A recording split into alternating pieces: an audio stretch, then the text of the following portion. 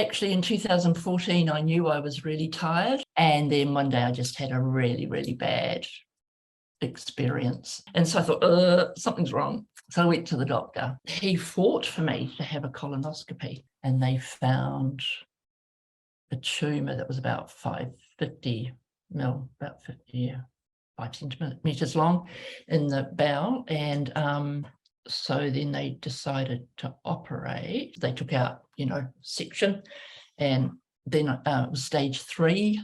It hadn't broken through, it hadn't metastasized, we hoped. So that's when the chemo started.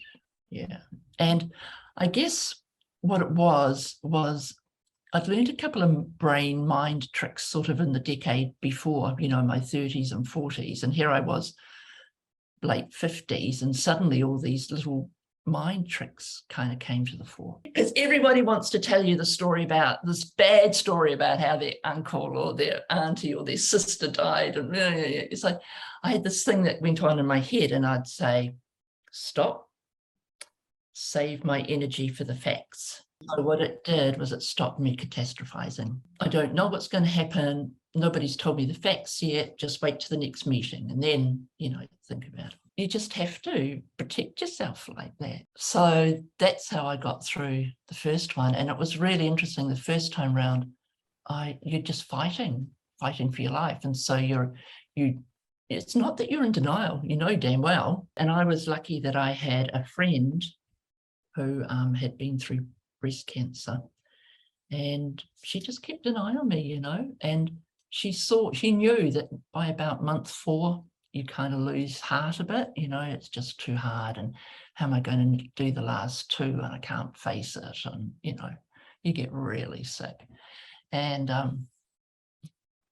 she sat me down and gave me a lecture, and said, don't you dare not go to these, she said, you'll regret it, she said, if it ever comes back, you've got to know that you've done everything you could. These people just came around, and it was just amazing, eh? And I learned how to ask for help. I learned how to say no to things I didn't want to do. I learned so much, and it was just an amazing time. But by the January of 2016, I was pretty sick. I can remember my sister used to nurse me after each time I had a round of chemo, and I was lying in bed, and I just, shit, I'm just so sick of feeling dried up and wizen, I want LUSH, I want to, so I thought, oh, that's what I'll do. I'll have an exhibition called LUSH, and I'll invite my friend. That's where it came from. And so I just sent out this email to all my ceramic friends. Being the group of people they were, they experimented. So they pushed way beyond what they would normally do. And that's when we had the first show. So I invited ceramicists I knew north of the Bombays and people in the Waikato. We met in the middle and somewhere in Rama or something at a friend's place. And, these people had sort of, I knew them all, but they didn't know each other. And so it was sort of this thing of a project that helped expand your friendships and connections. And it sort of turned into a collective now. So some people have dropped off and others have joined, but it stays around about 11 or 12 people. And we've had 3 shows now. And then sort of life went on. We went into lockdown at the beginning of 2020. And because they were monitoring me, I just had a normal colonoscopy, and they discovered a new one, a new polyp that had gone rogue. And so they decided to remove, 3/4 of my bowel. There were consequences of having such a big operation at my age. My body didn't bounce back quite as well as, I had sort of 5 years, 6 years before, or whatever it had been. And I'll talk metaphorically here, but it's like IBS, so irritable bowel syndrome, and bowel cancer it's in your gut, right? And as a maker, I work from my gut. I'm, expressive and, all those kind of things. While I felt physically and emotionally lighter, having removed this thing from me, in the same moment, it felt like it had also removed the fire in my belly. You know what I mean? Like, when people talk about, oh, he's got fire in his belly, that passion and mojo and motivation and drive. I just, I was waiting for my drive to come back, my mojo to come back, and it just didn't happen, and it didn't happen, and it didn't happen. It's like something had reached in and gone like that. When you have a near-death thing, you often reassess, don't you? Reevaluate. So it's taken 2 years for me, if you like, to find a way. I actually can see now how I can continue to contribute. And I think meaning and purpose are the things that get you through. It was just more that I was surrounded by people who let me know that I was of value and valued. My understanding of art and creation, and I go inwards to be able to translate those feelings and express it through art. Such a unknown time, there was no guarantee of what the end result looked like, or how long it would be, or if it would get better or get worse. Yet you're in this space of just continuing on, and it's beautiful that you could create art through that. I think the ironic thing is that when you discover, I don't know whether others have found it, but there's a spark that happens when you're fighting for your life. It was almost like fighting for my life gave me purpose. It's really ironic. I'm just going, oh my God, I survived. Now what am I going to do? It was just like, holy shit, just as well I didn't go and spend all my money or else. You're like, what's next? Yeah. It happened again to me. Even if I wasn't feeling up to it, I would still be involved in projects, because it's the involvement. It's being with the people who support you. It's at least having a deadline that you've committed to and you don't want to let people down. You know what I mean? It keeps you getting up in the morning and working through it. And you've just got to trust you'll find an intervention to kickstart you again, really.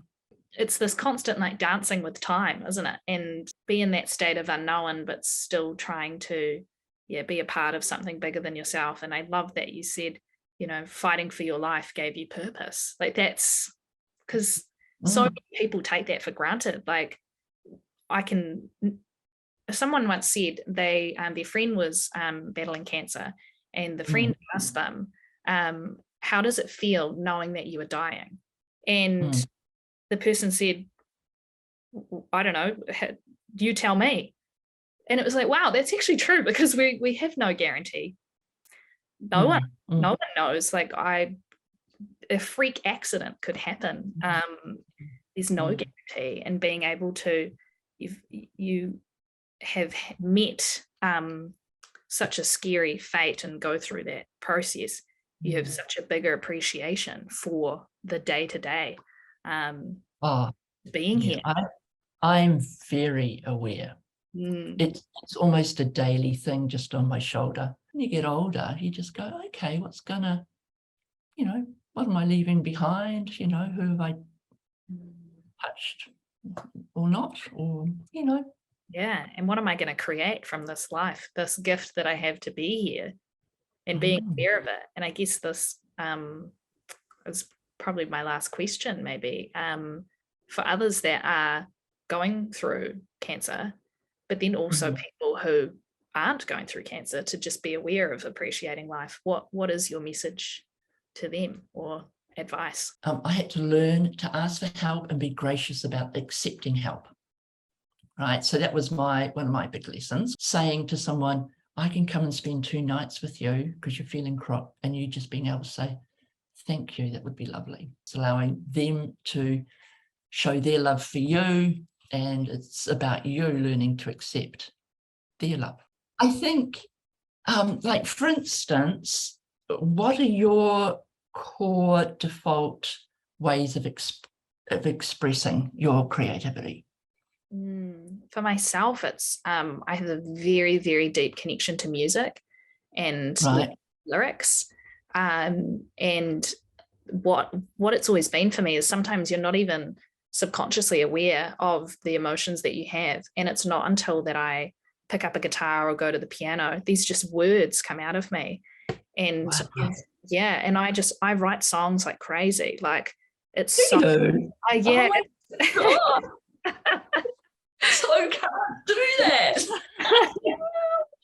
It's a beautiful process. And when it means so much to me when people listen, like really listen to my lyrics, Yeah.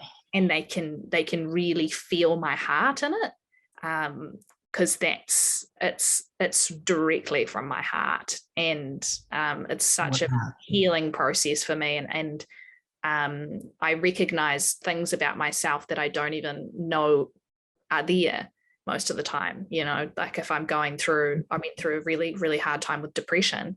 And the first moment I realized I was depressed was because I wrote a song. I was at piano and the words that were coming out were telling me, you're depressed. Yeah. And I was like, oh my goodness, like, this expression. Yeah. So that's it. That's what I would just recommend to people who are going through it. It doesn't matter whether they love scrapbooking or whether they love sewing or singing, or getting the family together is really important for them, or chatting at a cafe. I think you will have to learn some new skills, but really just exaggerate, if you like, or just sink into those things that are your way of feeling alive. Thank you so much. It's a really beautiful perspective to just kind of check in. I think for myself, I'm 25, right, and to be aware of how precious life is, and to not take it for granted, and to just enjoy it. Tomorrow is never promised, and you have to just give your heart, I think, and also protect yourself.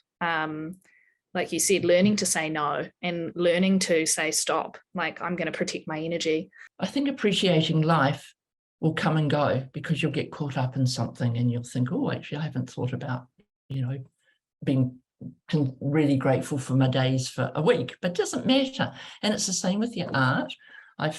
What I've learned is, how some people say, oh, if I had a week off, or if I had my studio, or if I had, if I'd be doing better work. The tough conclusion I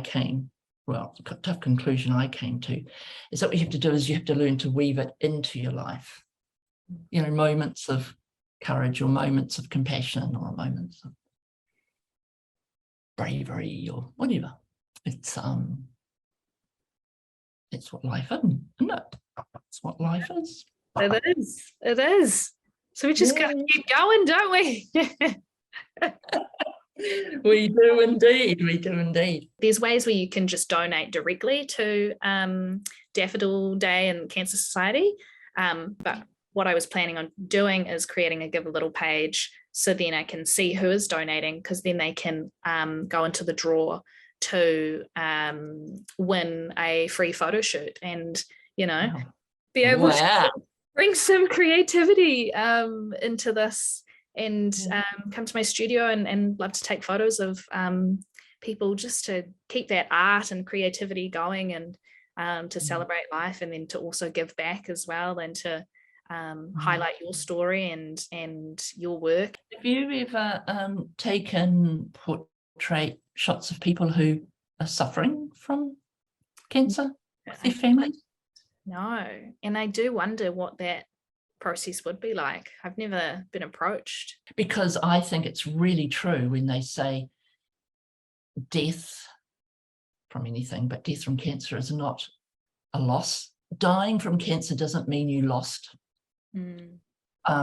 Because, how I was talking about, actually, I never felt more alive than when I was fighting for my life. So if I died, I still, in that 6 months, I would most probably have been the most poignant of my life. You know what I mean? It's about how it's the memories you leave with people behind, I think, is whether you win or lose. Taking time to create memories for the people left behind. 100%. To me, that's more of a win than not dying, in a way. Thank you so much, Susan. And you're welcome. Talk to you soon. Thank you so much. Oh, It's so nice. You're the sweetest. See ya.